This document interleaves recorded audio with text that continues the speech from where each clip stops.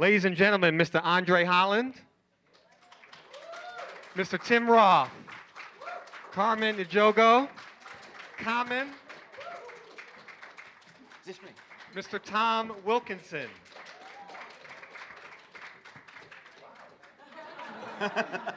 please let me introduce Miss Dede Gardner, Oprah Winfrey,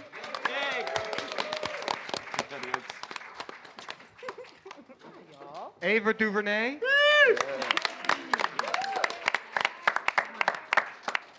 David Oyelowo, and Mr. Jeremy Kleiner.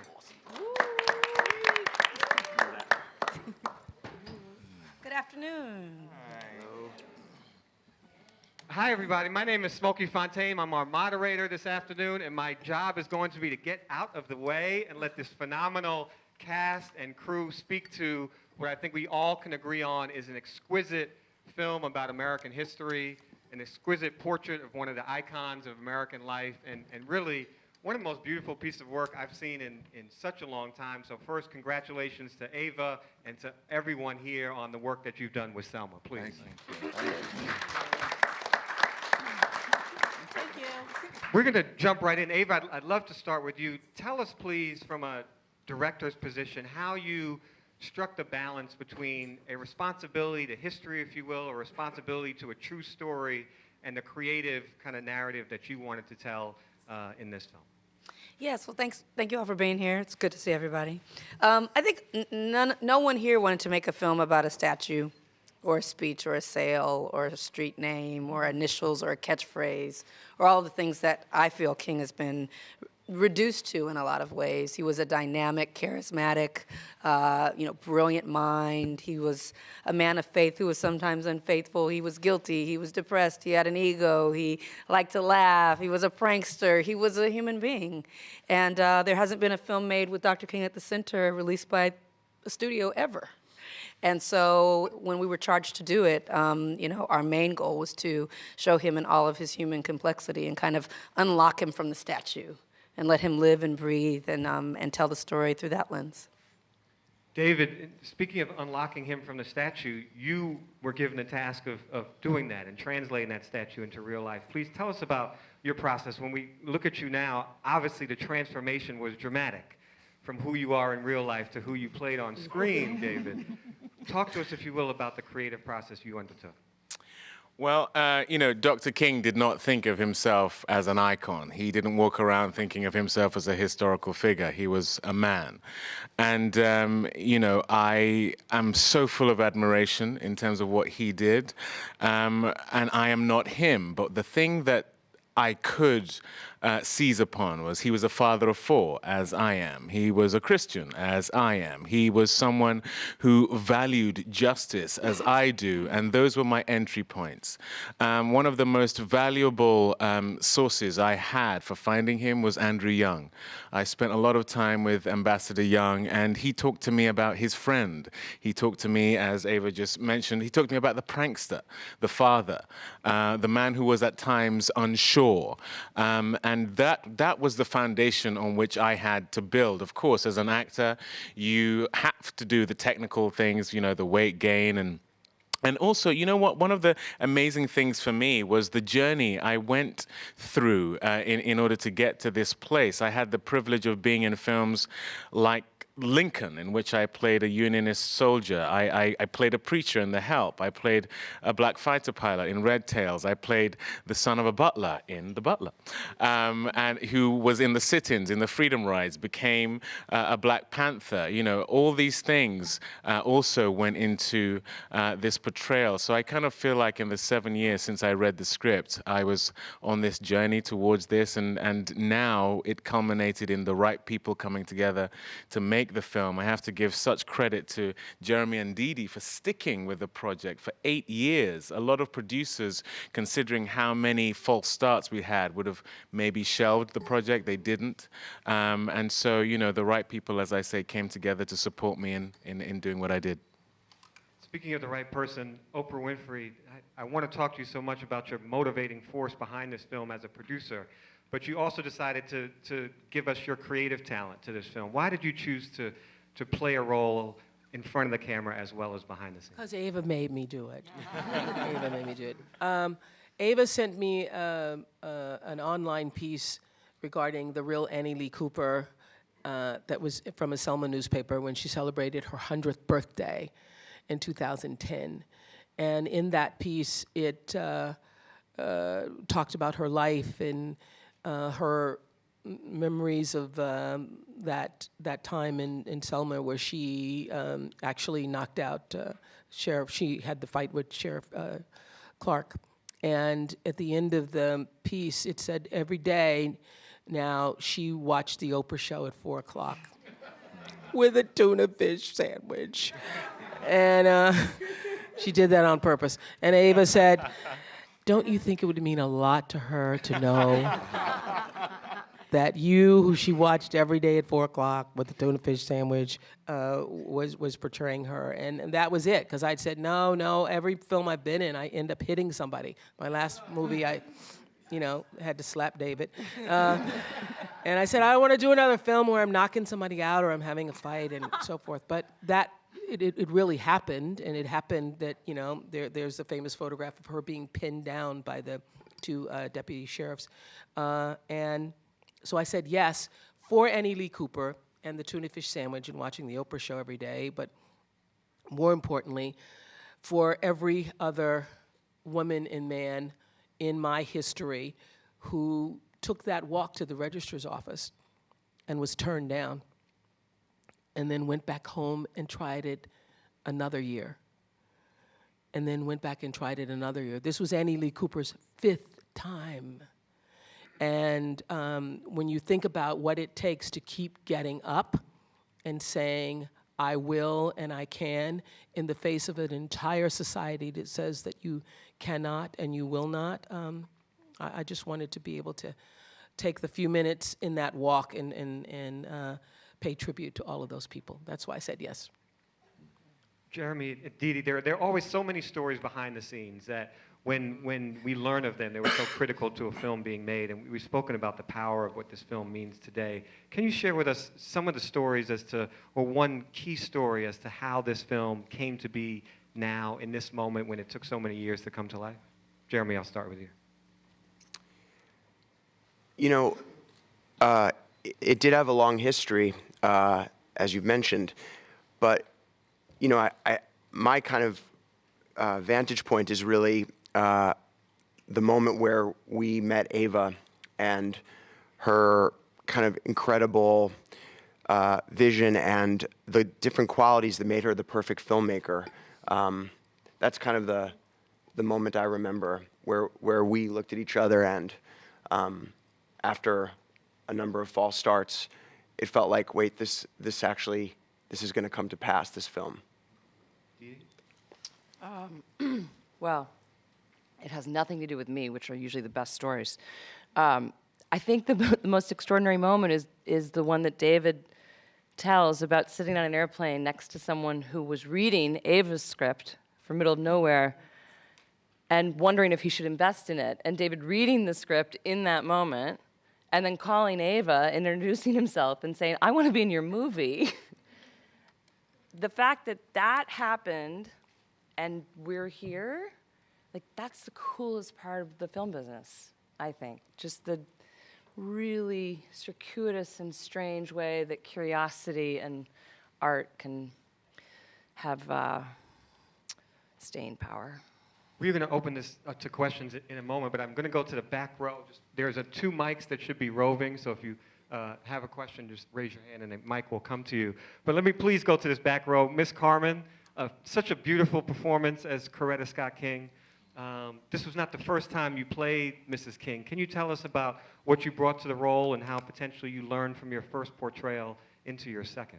Sure. Well, I think I was excited to explore the character for a second time, which I can't think of any other actor that's got the chance to do that, to explore the same character at a different part of their life. I think what excited me about doing it again was that it was a very different take, and she's a very different woman at this point. There's a burden, there's a weariness. The marriage is in a very different space. And I think Ava's intention to not explore the iconography of these people and the mythology, and to sort of get behind the curtain and to deconstruct the mythology was what was most intriguing to me. You know, I'm really excited by characters that have an external life that maybe doesn't match up to the internal, and I feel like Coretta is very much that person. I remember watching an episode of Oprah while I was in the UK of a makeover of Coretta. Yeah, and it stuck with me because and I didn't really know who Coretta was at that point. I was just a girl in the UK watching your show, and I remember, though, very vividly being so struck by a woman who still had a hairstyle and a makeup that was sort of stuck in time to some degree, that she was really holding on to a moment in time that she felt in some ways beholden to. And then you did a great job, and you made her look so different. And there was a whole other life that came out in her in that moment. And then the next day she went back to being what we expected of her. I even sent a hairdresser to Atlanta to try to keep her hair looking like that. And she couldn't accept it. She couldn't do it. And I think part of that was really interesting to me. A woman that had so much vitality, and she was an academic and an intellectual and an artist and a singer, and that somehow she felt that those things had to be somewhat suppressed for the betterment of the movement, for the sake of the marriage, for the sake of being the mother to her children. That was so heroic to me in so many ways. But the opportunity to explore and to reveal those parts in her in some small way, and I feel like the brilliant scene that Ava wrote in the center of the film, where you get to see her finally being powerful and vulnerable and frustrated, and all of these dynamics. For the first time, for me on film, I think you get to see a far more multi-layered woman than I got to play in 1955 in Boycott, for example. So that's why I wanted to do it. Ava, how challenging is that for you to have added so many layers to a story which could have been told as A Cradle to a Grave, could have been told as I Have a Dream, and so much built-in drama for the Voting Rights Act, but you devoted so much time on the screen to what we've been talking about, the love story and the personal story. A risk for you as a filmmaker to do that, or? No, I mean, a risk for me as a filmmaker to make a film that feels like medicine and spinach, and we're on the other side of it now, so it feels good. But facing the idea of making a film about Dr. King, it's like, how do you do that? Like, what do you do to make that feel urgent and vital and immediate and not like a dusty history book? And so, I mean, the ways you do it is you focus on story and character. And in order to focus on story and character, you have to be telling the truth about people. And that's the only way to do that, to make this not be an after-school special type of thing that I don't think anyone here was interested in doing. I don't think, a kind of a standard script approaching this material would have attracted the caliber of the cast or our collaborators, our department heads, all of the creatives that worked on this, such geniuses at what they do. So it wasn't a risk, it was the only thing to be done, I think. Yeah. Tom Wilkinson, your character has been often portrayed, sir, right? As Mr. President LBJ. Thank you. So you had a lot to draw from in terms of prior performances, but there was a side to your character that was also more personal. Can you describe that? I hadn't watched any other portrayals of President Johnson. I don't think I... Oh, there have been a few. Yes, I remember them, yes. By English guys, or mostly. Oddly enough. But I didn't really remember them, so I didn't really do an awful lot of research into the guy. Well, I wanted a sense of him. I wasn't going to do an impersonation. I wanted a sense of him. And that's a sort of, just so that intuitively you knew when you were sort of doing the right thing. Have I answered your questions at all? You have. Yes, you have. That's it, I think. For the cast and also the director, there were a lot of really dark moments. Obviously, this is really heavy material to work with, and I can only imagine that as actors and directors and producers, you're taking a lot of it home with you. What were some of the ways that you coped with the dark characters that you were dealing with? Should we open that up to some of our colleagues? Why don't we go with our darkest character on the panel, Mr. Roth. Mr. Tim Roth. Tim Roth. Well, I got that one. I went to, me and my dad was a full-on lefty and an American man went to England and fought for the British in the Second World War. And when we were kids, and my mum too was a full-on lefty, so when we were kids, we were taken to demonstrations, and we were throwing stones at skinheads and stuff. And we were brought up that way to be active and to be socially active. And King was a presence in our house, as was Wallace. And Wallace was a monstrous human being when we were kids. It was a very flat, two-dimensional kind of animal, and someone to loathe for good reason. But then when she came to me, when Ava came to me to have a go at this, what am I supposed to do? You've got to try and get a three-dimensional walking sort of bag of bones. You got to get that up and running. So I had to try and find some kind of humanity, something that I could latch onto. And one thing I did, which is kind of similar to what David was talking about, was I looked at footage of him. There's the obvious stuff, that we all know and love. And then, but there was a piece where his son was talking about him, and his son was talking about him in a very different way. And I grabbed onto that. So I could find a little bit of humanity to thread in the limited amount of space that we had to deal with this guy, and kind of threw that at the screen a little bit. But he's horrible, which is fun. But we laughed a lot. Yeah, we really laughed. We laughed a lot. I mean, the more racist I was, the more she laughed.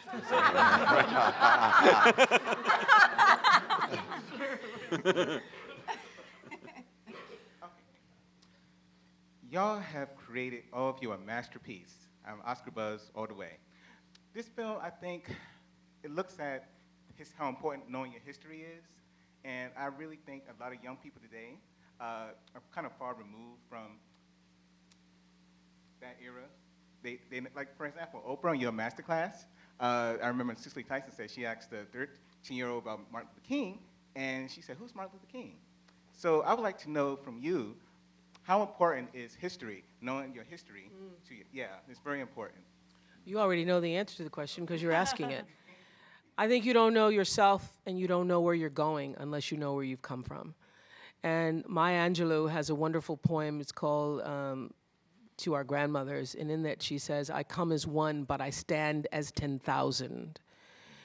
And I've been in multiple meetings where I was the single woman and the single black person within a 50-mile radius.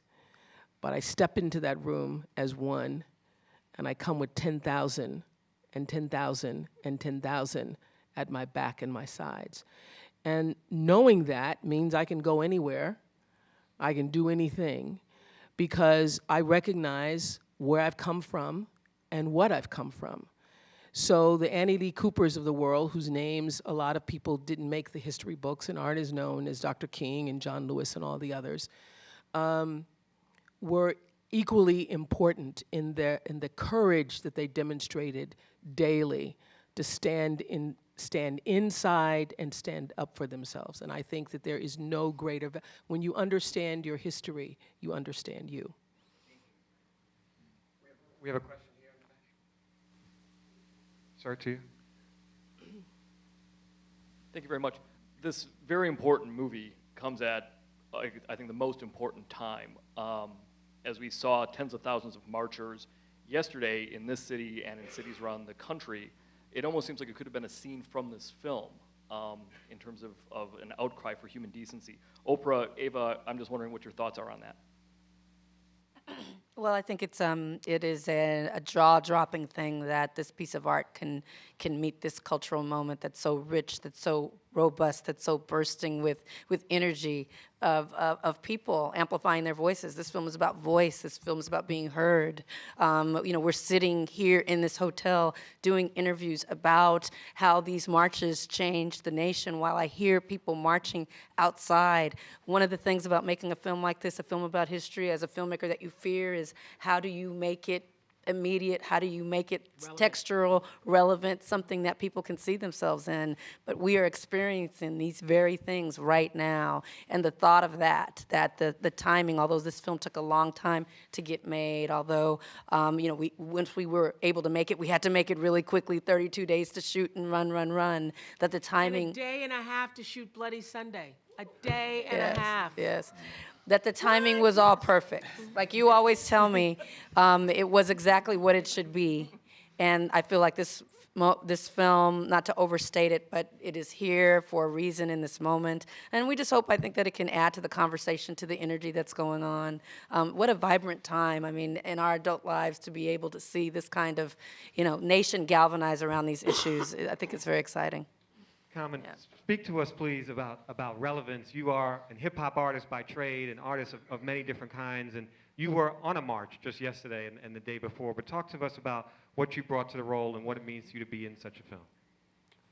Well, it's a beautiful honor to be a part of Selma because as a kid, I think the first person that I read about and came across that black people and white people both recognized as a hero was Dr. Martin Luther King.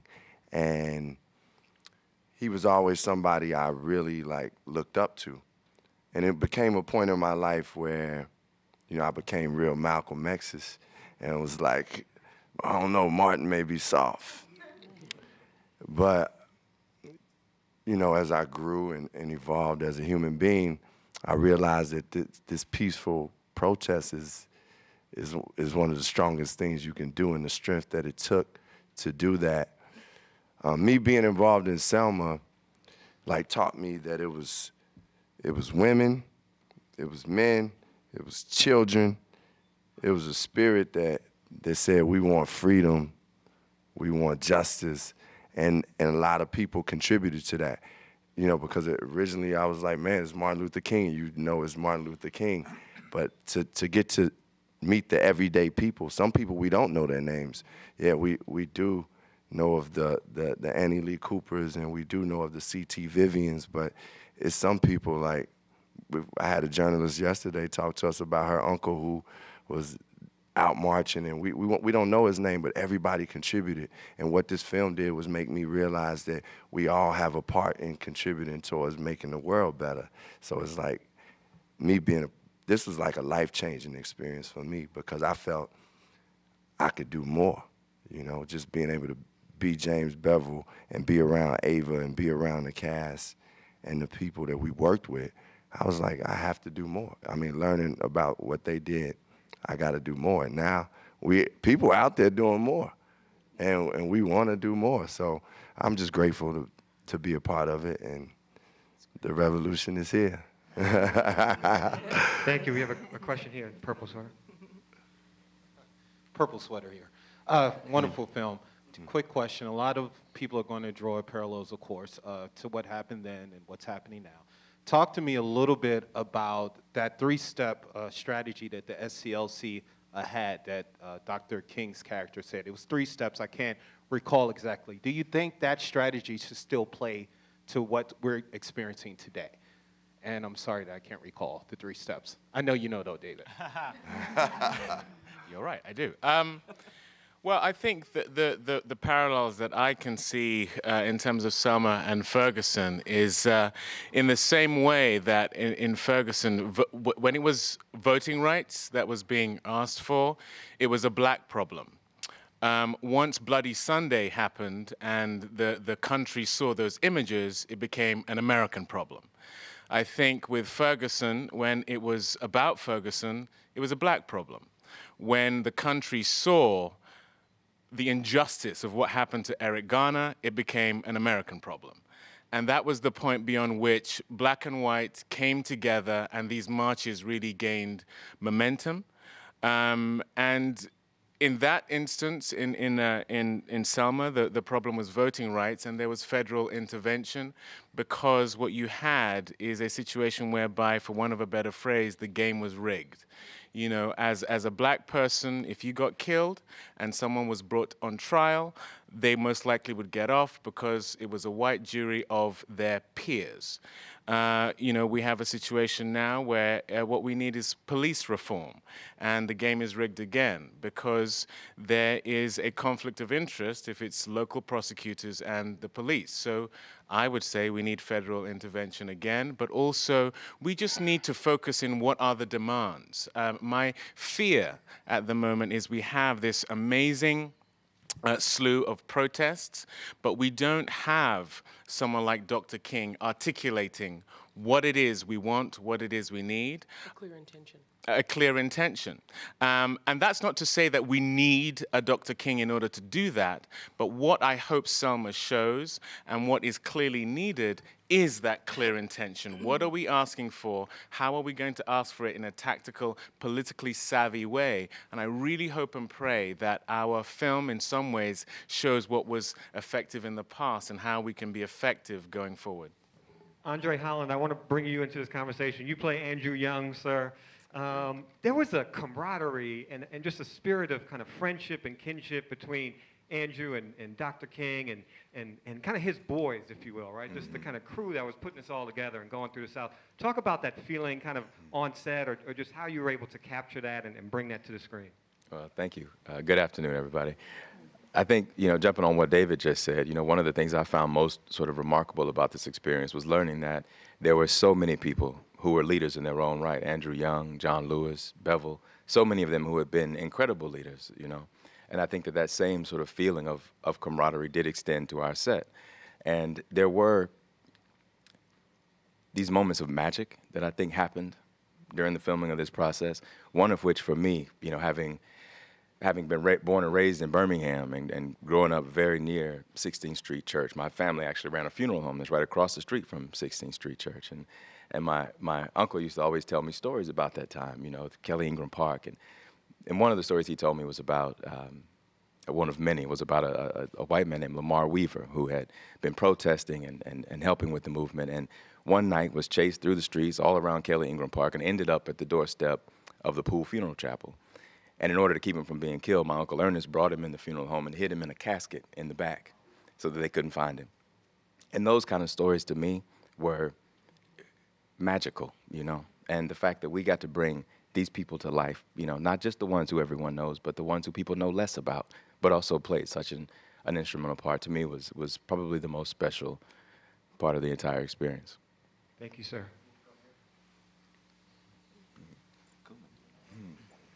Hi, my name is Rakia. I'm here with Black Enterprise. My question is for Ms. Winfrey. We all have moments in life where, we meet someone and we sort of know that person is special. It's like this moment where you might go tell your friends or it sort of connects for you and you know that this person is a game changer. They're going to do something amazing.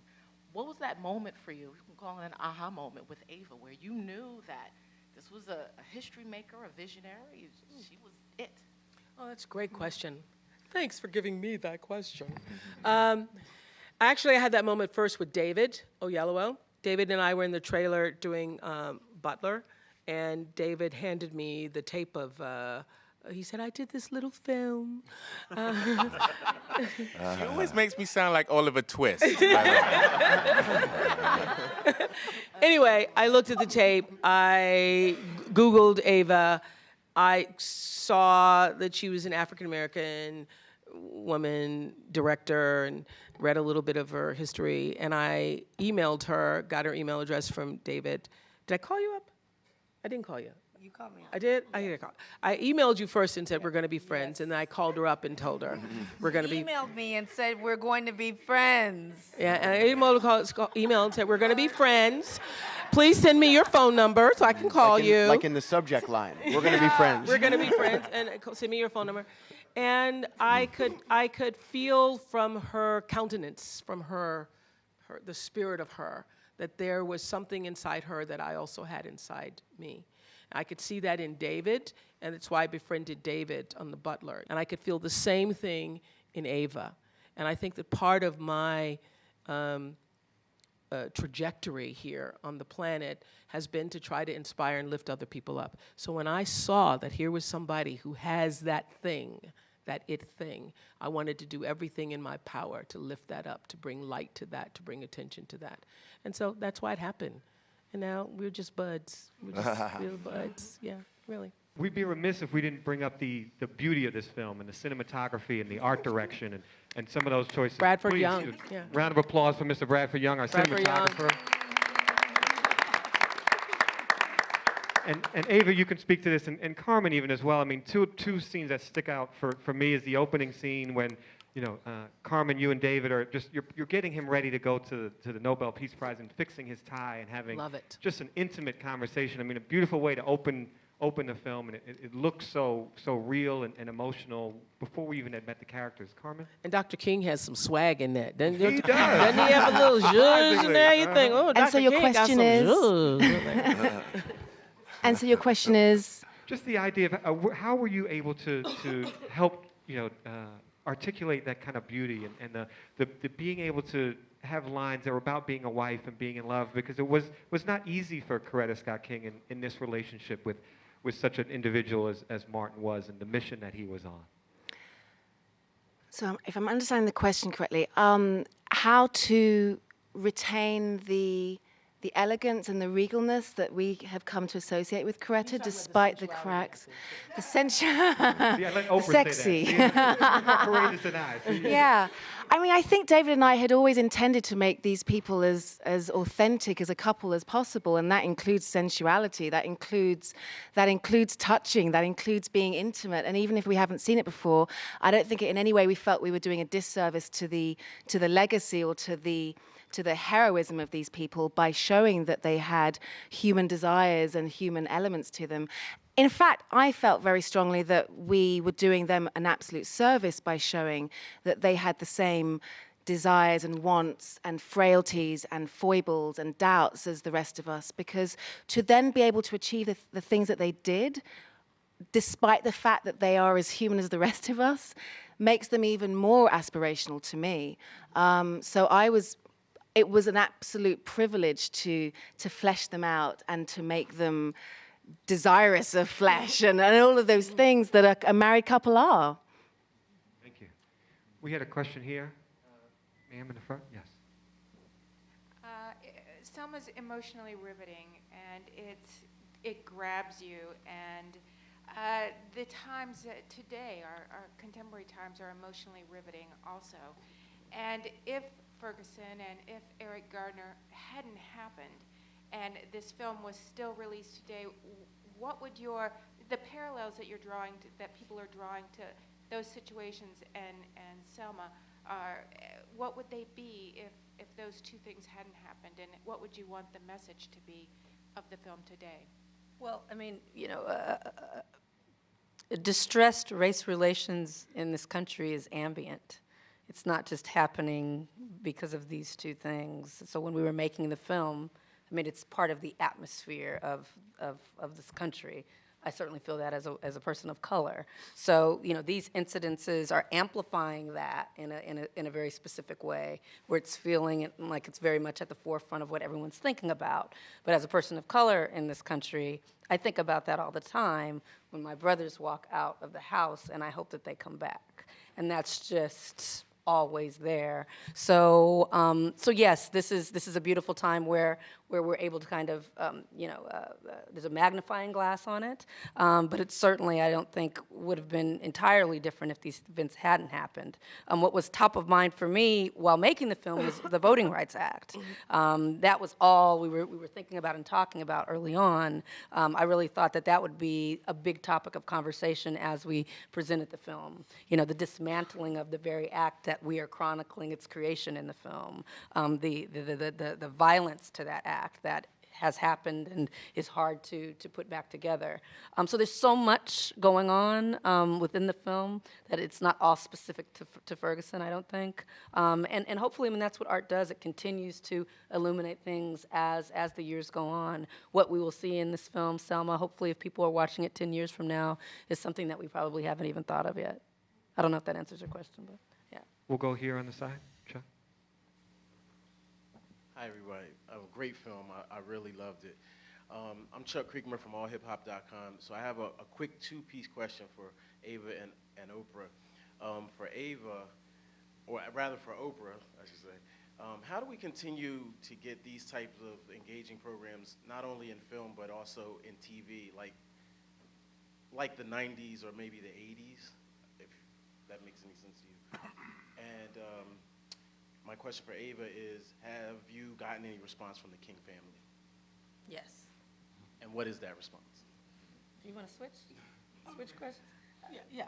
I'll do the 80s or the 90s? Okay, you do that. You mean you mean 80s and the 90s when there was an abundance of films about centered on Black life, or not an abundance but more? That's right. That's right. That's right. Yes, I understand. Yes, I mean I think you know. Well, Black artists and Black cinematic artists have been making those films. It really is that there's a certain gaze on them now. I think, that there's some of them that have kind of, I won't even say risen. There's some that have had a spotlight placed on them. But I mean, as a Black independent filmmaker, there's been a continuum of beautiful things made. There's been no drop off from the 80s to this time. The drop off has been who's watching them and paying them attention, right? And so I think now you have a resurgence of attention around some beautiful things, whether it be Fruitvale Station, 12 years, and The Butler last year, or this year with Belle, with Beyond the Lights, with Dear White People. I mean, it's there. There are more coming next year, but they've always been. And so I think the charge is to make sure that they remain in a place of consistency. And we talk a lot about Black, but what about Brown? What about Indigenous? What about Asian? I mean, it's just there's not enough diversity behind the camera. It's really about getting storytellers, giving the storytellers of all kinds the ability to let their voice be heard. It's my hope. Yes, we have heard from the Kings. Last weekend in Santa Barbara, at my home, we had a celebration with all of the civil rights leaders who were actually a part of the film, John Lewis and Andrew Young and Julian Bond and Reverend Lowry and Diane Nash, and all of them were there, and along with Bernice King and Martin Luther King Jr. III. They've seen the film now at least 2 times. They're really impressed with Carmen. They think that Carmen really depicted their mother beautifully and felt equally so about David's portrayal of Dr. King. So they're pretty pleased with the film. I think we have time for.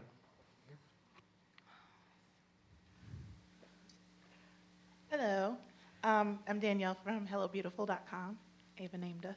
Yes, this question is for, as well, you and Oprah, kind of a double-parter as well. Like your T-shirt. Thank you. Peace, love, and Oprah. Oprah T-shirt. Very good, my Couldn't help but notice. I was hoping you would, girl. That's why I did it. So, I did. So, Ava, obviously you guys have spoke to this a lot. You make a lot of films that share a human experience. And it was really powerful to see that with Dr. King, seeing that he also needed people to pour into him for him to be the leader of this movement, which was very beautiful. How do you do that? How do you dig into a human experience of someone from our past that's mystified? Right. I mean, you just have to really deconstruct all of the things that you think that you know about him and really look to the fact that this is a brother from Atlanta.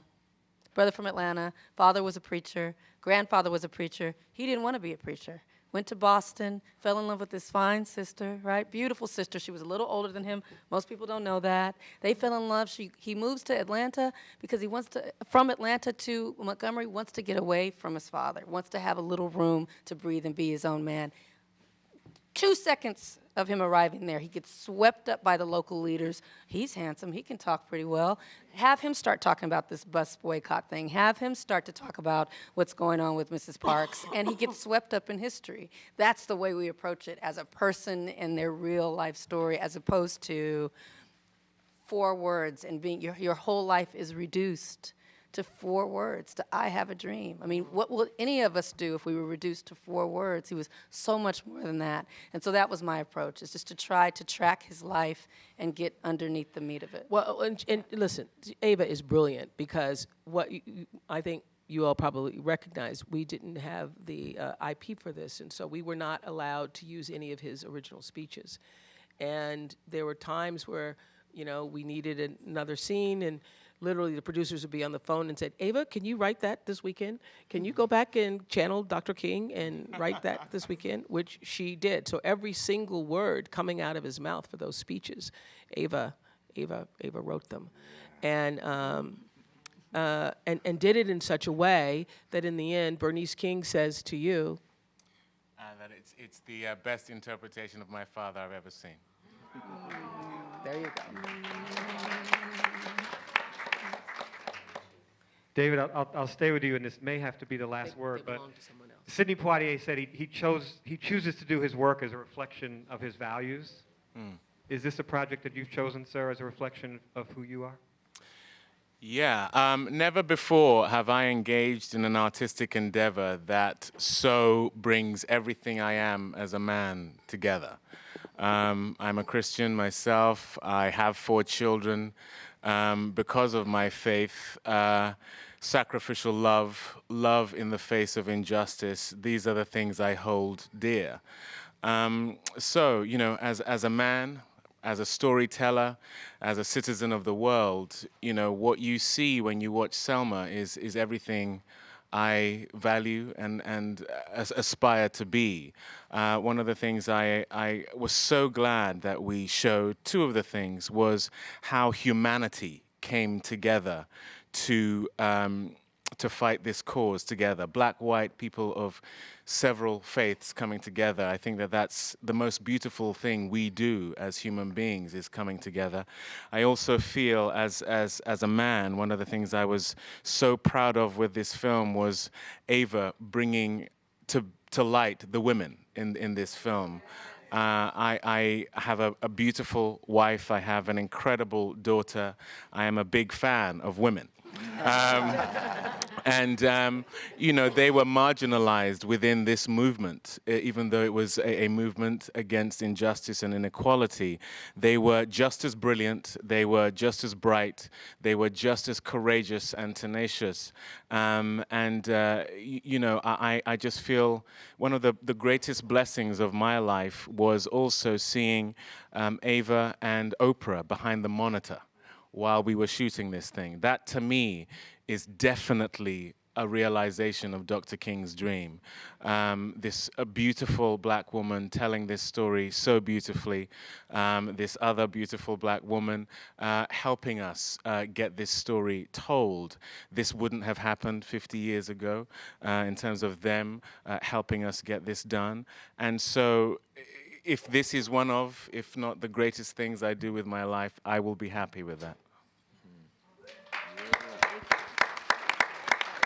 Ladies and gentlemen, Selma opens in limited release on Christmas Day in New York and Los Angeles. It then goes wider on January the 9th.